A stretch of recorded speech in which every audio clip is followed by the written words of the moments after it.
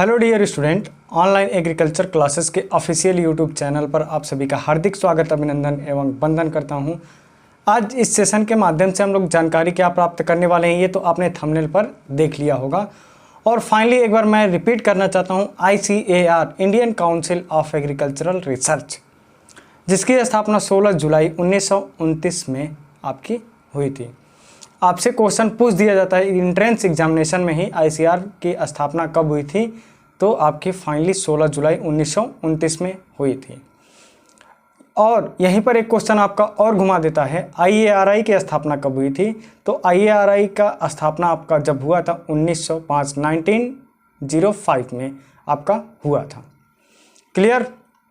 तो चलिए, हम लोगों का मेन उद्देश्य है ICAR का फॉर्म कब आएगा। आप लोगों के ढेर सारे कमेंट्स आ रहे थे, जैसे कि काफ़ी स्टूडेंट यूपी कैडेट में क्वालिफाई हैं पर थोड़ा रैंक अप हो गया है, जिस वजह से वे परेशान हैं, तो वे चाहते हैं कि आप ICAR में मतलब एडमिशन प्राप्त कर लें। तो ICAR में UG की बात कर लेते हैं। एप्लीकेशन फॉर्म फीस उसमें 600 रुपये लगता है, और UG में जो स्कॉलरशिप मिलती है तो वो आपका प्रत्येक मंथ 1000 रुपये मिलती है। 12 माह में, एक साल में आपको 12,000 रुपये मिलेगा। BSc एग्रीकल्चर के दौरान आपको 48,000 रुपीज़ स्कॉलरशिप स्टाइपेंड के रूप में ICAR आपको देगा। क्लियर? किस शर्त पे देगा? यदि आप अपना स्टेट, अपना राज्य, जैसे कि मान लीजिए आप उत्तर प्रदेश से बिलोंग करते हैं, यदि आप उत्तर प्रदेश के किसी भी एग्रीकल्चर यूनिवर्सिटी में एडमिशन लेते हैं जो ICAR से एक्रीडेटेड है, उसमें तब आपको स्कॉलरशिप नहीं मिलेगा। आप हरियाणा, राजस्थान, गुजरात, महाराष्ट्र किसी भी यूनिवर्सिटी में अदर लेते हैं, अपना राज्य छोड़ करके, अपना स्टेट को छोड़ करके आप किसी अन्य स्टेट में जब जाएंगे तभी आपको स्टाइपेंड का फ़ायदा मिलेगा, अन्यथा आपके स्टेट में, स्वयं के स्टेट में कोई स्कॉलरशिप नहीं मिलेगी। यह आपका पूर्ण रूप से ICAR का नियम है। तो इस नियम को आप देखते हुए आप ICAR का जो एप्लीकेशन फॉर्म फिल करेंगे तो आपका 600 रुपये मात्र चार्ज है। पिछली बार आपका ऐसे ही प्रोसेस था और उसमें परसेंटाइल का एक सिस्टम आ गया था, जो कि इस साल जब भी आएगा तो मैं आपको परसेंटाइल के बेस पे बता दूंगा कि आपको किस स्टेट में एडमिशन मिल सकता है। जैसे यूपी कैडेट के चारों यूनिवर्सिटियों में मैंने आपके रैंक को देखते हुए और कैटेगरी रैंक आपकी कैटेगरी को देखते हुए मैंने आपको पूर्ण रूप से बता दिया है कि आपको फ्री सीट मिलेगी, एग्रीकल्चर सीट मिलेगी, हॉर्टिकल्चर सीट मिलेगी, फॉरेस्ट्री मिलेगा, बीटेक मिलेगा, फ्री क्या मिलेगा, पेड क्या मिलेगा और NRI क्या मिलेगा। इसी चीज़ को मैं मतलब एक को रिलेट करके मैं आपको बता दूंगा किस स्टेट में आपका एडमिशन संपूर्णतः हो जाएगा। अब बात करते हैं MSc की। तो MSc में जो JRF की सीट होती हैं, तो JRF की सीटें बहुत ही कम, लेस क्वांटिटी में होती हैं। जैसे कि मान लीजिए आपको पूरे ऑल इंडिया में 200 रैंक के अंदर यदि आप अपने सब्जेक्ट के अंदर, जैसे मान लीजिए आपको इकोनॉमिक्स देना है, हॉर्टिकल्चर देना है, फॉरेस्ट्री, फिशरी, किसी भी सब्जेक्ट से देना है, तो आप यदि 200 के अंदर में रहते हैं तब आपको कहीं न कहीं JRF की सीट मिलने की संभावना रहती है। क्लियर? ऑल इंडिया में 200 रैंक के अंदर आपका होना अनिवार्यता है अपने सब्जेक्ट में, जिस सब्जेक्ट से, जिस ब्रांच से आप फॉर्म फिलअप करते हैं। बाकी आपको स्कॉलरशिप अबाउट 18,000 रुपये इस वर्ष से आपको लागू कर दिया गया है ICAR के द्वारा। JRF में जो स्टूडेंट एडमिशन लेते हैं उनको स्टाइपेंड के रूप में प्रत्येक मंथ मिलेगा। क्लियर? नॉन JRF की भी सीट होती है, उसमें UG वाले स्टूडेंट के लिए नॉन JRF की भी सीट होती है और JRF की भी सीट होती है। लेकिन आपका एप्लीकेशन फॉर्म कब आएगा अभी मैं आपको स्टेप बाय स्टेप बताते चलूँगा, और पिछले साल कब आई थी ये भी मैं आपको इन्फॉर्मेशन दूंगा। अब बात करते हैं PhD की। PhD के लिए आपका SRF होता है और नॉन SRF भी होता है, कोई दिक्कत नहीं है, आप SRF से भी कर सकते हैं, नॉन SRF से भी करते हैं। यदि आप SRF करेंगे तो आपको स्टाइपेंड के रूप में प्रत्येक मंथ अब कितना मिलेगा ये तो अभी डिक्लेयर नहीं है, पिछले साल से इस बार चेंज होने वाला था तो अभी डिक्लेयर होकर के नहीं आया है, जैसे आ जाएगा मैं आपको इन्फॉर्म कर दूंगा।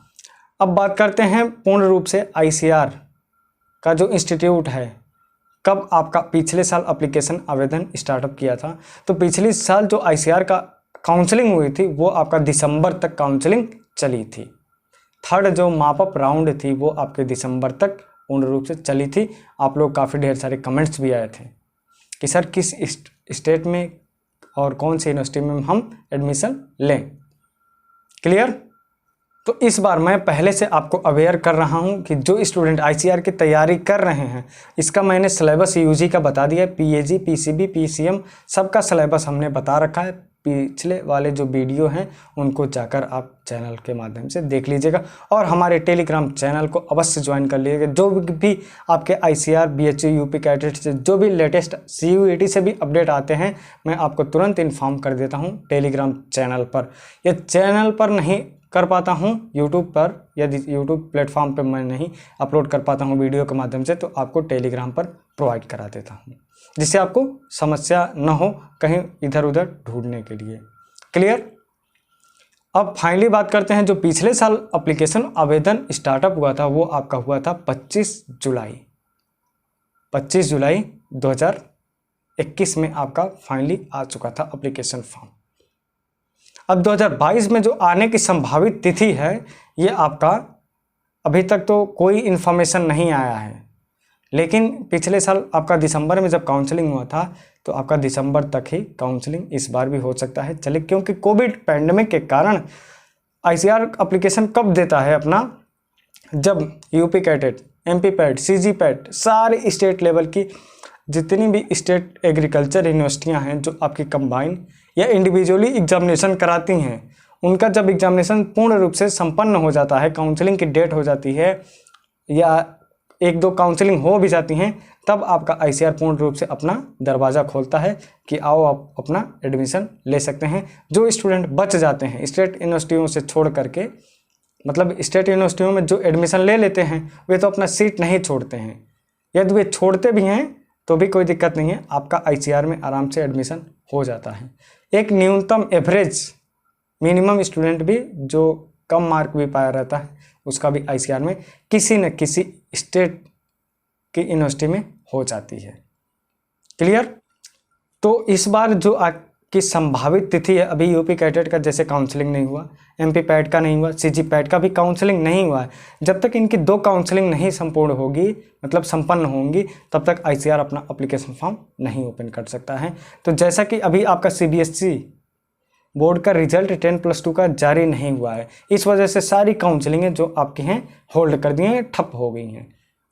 अब आगे ये मान के चलिए अबाउट 15 अगस्त के बाद ही जो भी नोटिफिकेशन आईसीआर का होगा जारी होगा, 15 अगस्त के बाद। तो आप अपने तैयारी को करते रहिए जारी और अच्छे से न्यूनतम मार्क को कोशिश करिए, जो आपका निगेटिव मार्क होता है उसको कम करने का आप कहीं न कहीं से प्रैक्टिस से सॉल्व करते रहिए। आज का सेशन कैसा लगा फीडबैक अवश्य दीजिएगा। मिलते हैं नेक्स्ट वीडियो में किसी नेक्स्ट टॉपिक के साथ। आज का सेशन यहीं पर समाप्त करते हैं। Thank you.